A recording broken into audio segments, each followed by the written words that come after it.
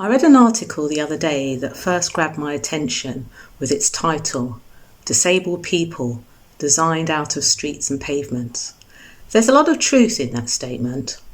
So as someone with mobility impairment, I'm exploring the challenges faced by wheelchair users in particular when utilising our pavements, because the experiences I encounter when using my foldaway scooter are closely similar.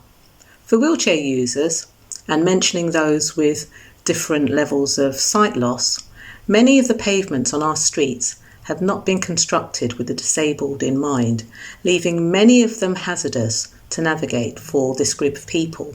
We'll always have streets and pavements located in crowded towns and cities, and those restricted because they sit alongside permanently fixed structures, making pavements there difficult or impossible to alter. But for everywhere else, it is politics and policies, awareness and public attitudes that collectively influence the level of successful accessibility that's achieved for a wheelchair user.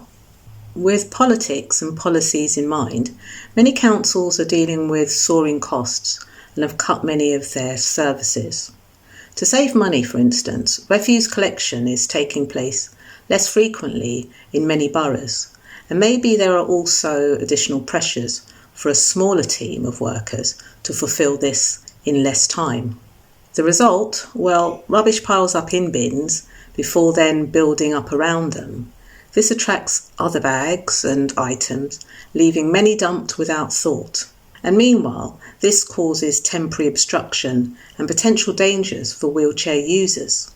On the subject of road repairs, there are cuts in spending here too, that have seen many roads and pavements in desperate need of attention, usually from a combination of weather and wear and tear related damage. Loose, uneven paving and tree roots pushing through the surfaces of cracked pavements is common. Potholes are typically associated with damaged road surfaces that make for a bumpy car ride and cause damage to vehicles, but I'm noticing an increasing number of deep holes in pavements and those that expose vulnerable pedestrians to serious danger where they're supposed to feel the safest.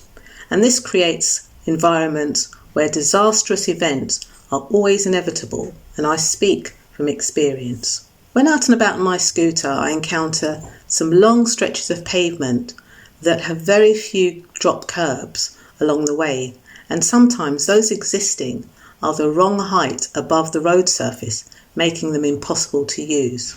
It will always take different levels and combinations of events to achieve successful accessibility for wheelchair users. We can assume that accessibility problems is the responsibility of government companies and organisations to resolve. But awareness and public attitudes is an area we can challenge and make a difference in at the same time. By changing people's perception of what accessibility really means, and when each of us makes a conscious decision to be proactive, the notion about disabled people being designed out of our streets and pavements becomes less and less true.